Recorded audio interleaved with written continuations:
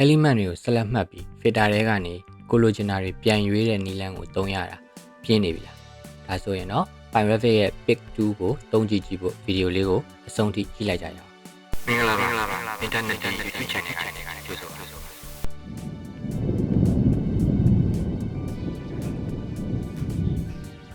ကျွန်တော်အခုပြောပြပေးမှာကတော့ Firegraphic ထဲက selection tools လေးတွေအကြောင်းဖြစ်ပါတယ်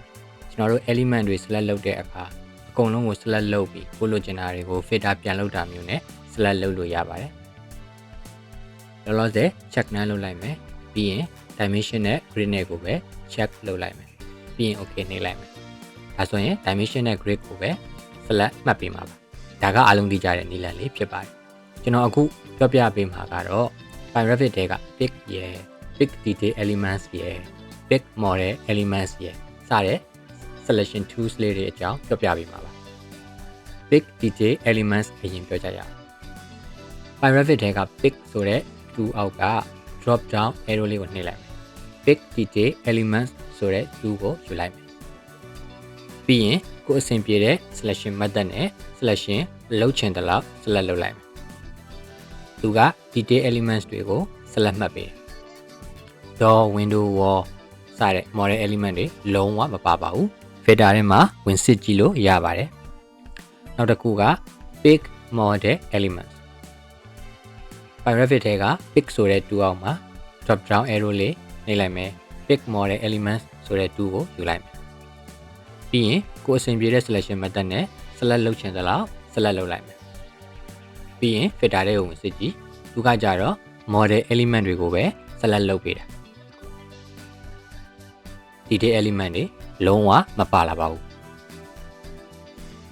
ဆိုတော့ကျွန်တော်တို့ detail element တွေကြီးပဲ select မှတ်ချင်တယ်ဒါမှမဟုတ် model element တွေကြီးပဲ select မှတ်ချင်တဲ့အခါမျိုးမှာပုံမှန်နည်းလမ်းနဲ့ဆိုနည်းနည်းကြာလိမ့်မယ်ဥပမာအကုန်လုံးကို select မှတ်ပြီးတော့ filter တွေကိုဝင်မလိုချင်တာတွေကိုတစ်ခုချင်းစီအချက်လိုက်လုပ်နေရမှာပေါ့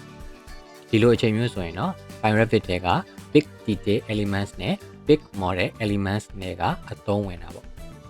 သူ့မှာနောက်တစ်ခုရှိသေးတယ်အဲ့ဒါက pick ဆိုတဲ့ tool လေးသူက selection မလုပ်ခင်ကြိုပြီးတော့ filter လုပ်တဲ့သဘောပေါ့ကျွန်တော် pick ကိုယူလိုက်ရင် pop up window လေးတစ်ခုပေါ်လာပြီအဲ့မှာကျွန်တော်လိုချင်တာကိုရွေးပေးရမယ်ဒါပါတော့ကျွန်တော်က run tab တွေကိုပဲလိုချင်တယ်ဆိုရင် run tab ကိုနှိပ်လိုက်မယ်ပြီးရင်ကိုယ်အဆင်ပြေတဲ့ selection method နဲ့ select လုပ်ချင်တယ်လား select လုပ်လိုက်မယ်